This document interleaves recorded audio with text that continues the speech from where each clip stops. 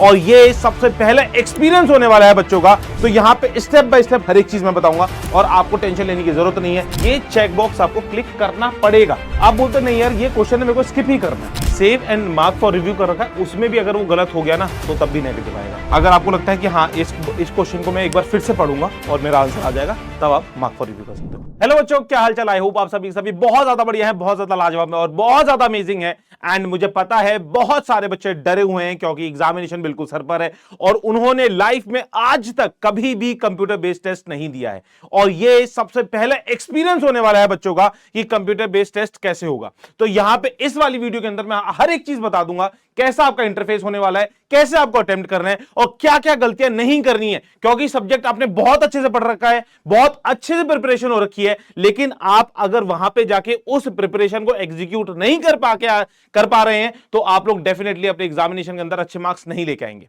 तो यहां पे स्टेप बाय स्टेप हर एक चीज मैं बताऊंगा और आपको टेंशन लेने की जरूरत नहीं है। ये वाली वीडियो अपने दोस्तों यारों के साथ भी शेयर कर दीजिएगा क्योंकि आप लोगों की पढ़ाई के साथ साथ ये वाली वीडियो भी इंपॉर्टेंट है क्योंकि यहां पे आपको पूरा का पूरा इंटरफेस में दिखाने वाला हूं। आप लोगों ने मॉक्स दे रखे हैं, वेल एंड गुड है, नहीं दे रखे हैं तब भी आपके लिए वाली वीडियो इंपॉर्टेंट है।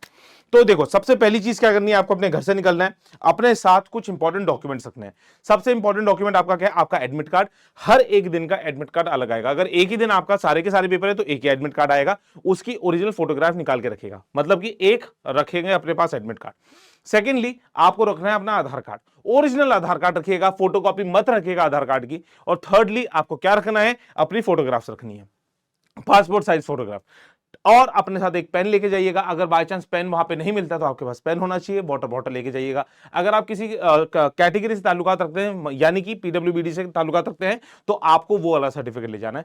थर्डली, अगर आपका जैसे फोटो का मिसमैच का आया था ना इशू, तो आपके पास अगर फोटो मिसमैच वाला इशू था तो वो जो आपके पास साइन वाला डॉक्यूमेंट था, उस साइन वाले डॉक्यूमेंट को भी अपने पास रखिएगा क्योंकि वहां पे एंट्री के दौरान वो आपसे मांग सकते हैं और आपका वो वेरीफाई किया जा सकता है। यहां तक बात क्लियर हो गई। अब जैसे ही आप लोग सेंटर के अंदर घुसेंगे तो आपका वहां पे थंब इंप्रेशन वगैरह होगा और आपको आपके सीट पे बिठा दिया जाएगा जो आपका कंप्यूटर होगा। अब वहां से प्रोसेस आके लेके मैं जाता हूं क्या क्या होगा। जैसे ही आप लोग अपनी स्क्रीन पे देखो, जैसे यहाँ पे बच्चे बैठे हुए हैं ना, आप भी ऐसे बैठे होंगे, आपके सामने एक स्क्रीन लगी होगी और आप उसके सामने बैठे होंगे। जैसे ही आप बैठे होंगे बेटा, तो आपके पास ये खुल जाएगी। तो यहां पे मैंने अभी देखो सीयूटी का नहीं है, मैं नीट के इंटरफेस के अकॉर्डिंग बता रहा हूं आपको, लेकिन आपका भी सेम टू सेम आएगा। जैसे यहाँ पे यूजर नेम आ जाएगा आपका, यहाँ पे पासवर्ड आपको डालना होगा, आपके एडमिट कार्ड में मिल जाएगा। यहाँ पे आपकी फोटो आ जाएगी, यहाँ पे आपका नेम आएगा, यहाँ पे जो भी आपका सब्जेक्ट होगा, language, GAT, Hindi, English, physics, chemistry, maths, bio, history, geography, pol science, जो भी आपका पेपर होगा, पेपर का नाम यहाँ पे आ रहा होगा। आप लोगों को जैसे यहाँ पे लॉग इन करेंगे तो देखो यहाँ पे आपके पास सबसे ऊपर देखो क्या आ रहा है, जनरल इंस्ट्रक्शंस आ रहे होंगे। Choose your default language. अगर आपको ये इंस्ट्रक्शंस को अपनी डिफॉल्ट लैंग्वेज, मतलब आपको हिंदी में पढ़ना है, हिंदी में पढ़ सकते हैं। अभी तो ऑप्शन नहीं है इसमें हिंदी का, लेकिन वहां पे आपके एग्जामिनेशन के अंदर आ रहा होगा। यहाँ पे आप इंग्लिश में पढ़ सकते हैं तो इंग्लिश में पढ़िएगा। तो यहाँ पे हर एक चीज है। देखो, मोस्ट इंपॉर्टेंट पार्ट्स ये हैं कि इस वाले व्हाइट वाले डब्बे का मतलब क्या है, ऑरेंज वाले का मतलब क्या है, ग्रीन वाले का मतलब क्या है। यहाँ पे तो वॉयलेट कलर है, वॉयलेट कलर के अंदर एक नॉर्मल वॉयलेट है और एक वॉयलेट के अंदर एक ग्रीन सा चिन्ह है। उसका मतलब क्या, हर एक चीज मैं यहाँ पे लाइव आपको दिखाने वाला हूं। आप लोग जैसे ही पूरा का पूरा पढ़ेंगे, नेगेटिव मार्किंग वगैरह के बारे में सब कुछ चीज है, ये चेक बॉक्स आपको क्लिक करना पड़ेगा, ठीक है? नहीं तो ये आगे प्रोसीड नहीं होगा। जैसे ही आप इसमें चेक बॉक्स में क्लिक करके आगे प्रोसीड करेंगे, यहां पे आपका टाइमर शुरू हो जाएगा बेटा, है ना? यहां पे आपका टाइमर शुरू हो जाएगा नेगेटिव में। जैसे कि ये 3 घंटे का पेपर था, नीट का पेपर मैं ले रहा हूं, लेकिन आपके पास 1-1 घंटे का टाइमर आएगा, है ना? जैसे अगर आपका फिजिक्स का पेपर है तो यहां पे 1 घंटे से 59 मिनट से आपका टाइमिंग शुरू हो जाएगा, 59 मिनट 59 सेकंड से। ठीक हो गया? अब देखो, जैसे आपके पास ये क्वेश्चन आया, ये क्वेश्चन है आपके सामने, इसके ऑप्शंस हैं ए, बी, सी, डी। यहां पे ऑप्शन है, ऑप्शन 1 करेक्ट है, ऑप्शन 2 करेक्ट है, ऑप्शन 3 करेक्ट है, ऑप्शन 4 करेक्ट है। आप अपना सॉल्यूशन करेंगे। आपको क्या करना है, लेट्स से ऑप्शन 3 आपको करेक्ट लगता है, तो यहां पे आपको ऑप्शन 3 जैसे ही करेक्ट लगा तो आप सेव एंड नेक्स्ट करेंगे। ठीक है? तो यहां पे आप देखना, यहां पे आउट ऑफ 45 क्वेश्चन, जो आपके पास 50 क्वेश्चन होंगे, आउट ऑफ 45 में से आपने एक क्वेश्चन अटेम्प्ट कर दिया। यहां पे देखो लिखा हुआ है 1 question is answered, 1 question is answered. Not answered कितने हैं? 0 हैं। नॉट विजिटेड अभी तक आपने पढ़े ही नहीं है क्वेश्चन कितने हैं? 44 हैं। Mark for review and answer and mark for review, दोनों में डिफरेंस बताने वाला हूं। ठीक है? आपने लेट से ये वाला क्वेश्चन पढ़ा, अभी मैं क्वेश्चन सॉल्यूशन नहीं कर रहा हूं, नॉर्मल आपको बता रहा हूं। तो लेट से इसका ऑप्शन आपको 3 लगता है, लेकिन आपको लगता है यार ये 3 है, अब मेरे को आपने कैलकुलेशन फिर से करी, आपने गलती से ऑप्शन 2 था लेकिन ऑप्शन 3 आपने क्लिक कर दिया। अब आप बोलोगे कि नहीं यार 2 होगा, तो देखो आप 2 पे यहां पे क्लिक कर सकते हो। आप बोलते नहीं यार ये क्वेश्चन है, मेरे को स्किप ही करना है, मुझे स्किप ही करना है, अभी मैं थोड़ा सा टाइम जल्दीबाजी में हूं, मैं पूरा एक बार पेपर पढ़ लेता हूं, उसके बाद में इस क्वेश्चन पे आऊंगा। तो आप क्या कर सकते हैं इसमें, mark for review, mark for review, ठीक है, mark for review and next. जहां पे आप mark for review and next करेंगे ना, वो आंसर आपका सेव नहीं होगा। समझ में आई बात, वो आंसर सेव नहीं होगा। मतलब क्या हुआ कि जैसे कि आप लेट्स से 45 तक पहुंचे और आपका टाइमर बंद हो गया, तो वो ऑटोमेटिकली जितने आंसर आपने सेव किए हैं, है ना, ऑटोमेटिकली जितने क्वेश्चंस आपने सेव किए हैं वो आंसर्स आपने खुद ही ऑटोमेटिकली फिक्स हो जाएंगे वहां पे। अगर आपने मार्क फॉर रिव्यू कर रखा है तो आपने कोई भी ऑप्शन इसमें टिक कर रखा हो वो सेव नहीं होगा।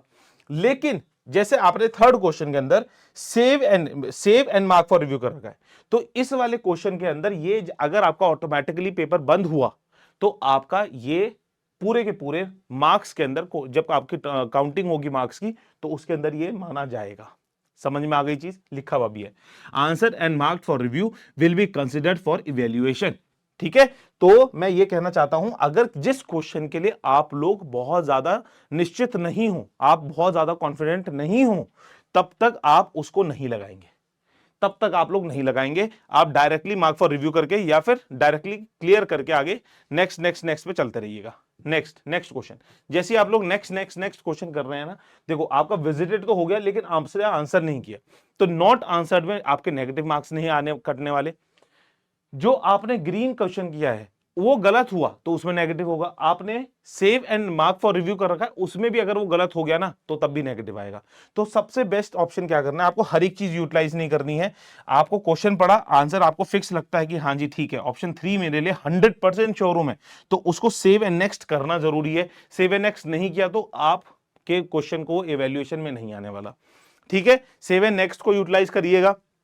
सेव एंड रिव्यू से ज्यादा अच्छा क्या है, मार्क फॉर रिव्यू कर दो। मार्क फॉर रिव्यू, उसमें मार्क्स कटने नहीं वाले। समझ में आई, मेन ऑप्शन आपको सेव एंड नेक्स्ट पे ध्यान रखना है एंड मार्क फॉर रिव्यू। और जब कुछ भी समझ नहीं आ रहा, आपको क्वेश्चन ही स्किप करना है, पूरा क्वेश्चन ही स्किप करना है, तो आपको next next next next next करते रहना है। और जैसे ही आपका पेपर खत्म होगा तो यहाँ पे आपके पास सबमिट का ऑप्शन आ जाता है, देखो यहाँ पे सबमिट का ऑप्शन आ रहा है। ठीक है, पूरा प्रोसेस मैंने बता दिया, एक बार मैं लिख के भी बता देता हूं आप सभी को, बहुत आसान है। मार्क फॉर रिव्यू आपको करना है ना, आपको सेव एंड नेक्स्ट, जो मोस्ट इंपॉर्टेंट चीजें क्या याद रखनी है, सेव एंड नेक्स्ट, ये सेव एंड नेक्स्ट तो जरूर ही करना पड़ेगा। ठीक है, अगर आपको स्किप करना है जिसमें 100% श्योर क्वेश्चन है उसमें आप सेव एंड नेक्स्ट करेंगे, आंसर है जो आपको जो स्किप करना है तो उसके अंदर आपको डायरेक्टली सिर्फ नेक्स्ट पे क्लिक करना है। ठीक है, अगर आपको लगता है हाँ ठीक है कच्चा कच्चा सा है, ठीक है एक बार मैं रिस्क लेके देख सकता हूं, तो save and mark for review करिएगा, save and mark for review. ठीक है, और अगर आपको लगता है कि हाँ इस क्वेश्चन को मैं एक बार फिर से पढ़ूंगा और मेरा आंसर आ जाएगा, तब आप मार्क फॉर रिव्यू कर सकते हो। That's all for today in this session बेटा। आई होप आपको हर एक चीज मैंने अच्छे से समझा दी है। अच्छे से इस वीडियो को देखिएगा, 2 से 3 बार देख लीजिएगा। मैंने छोटी वीडियो इसलिए बनाई है कि जिससे आपको कोई भी कंफ्यूजन ना हो और आप आराम से पूरा का पूरा पेपर दे पाए। एंड अगेन मैं बार बार बोल रहा हूं कि मॉक्स देना स्टार्ट कर दीजिए, जितने ज्यादा मॉक्स देंगे तो आपको इन टूल्स से खेलना आएगा कि किस क्वेश्चन को मार्क फॉर रिव्यू करना है, किस क्वेश्चन को नेक्स्ट करना है, किस क्वेश्चन को सेव एंड रिव्यू करना है, तो ये सारी की सारी चीजें आपको आ जाएंगी। ठीक है, so that's all for today in this session. कोई डाउट है तो कमेंट बॉक्स के अंदर मुझे बताइएगा। Till then bye bye, take care, signing off, हर हर महादेव, जय हिंद।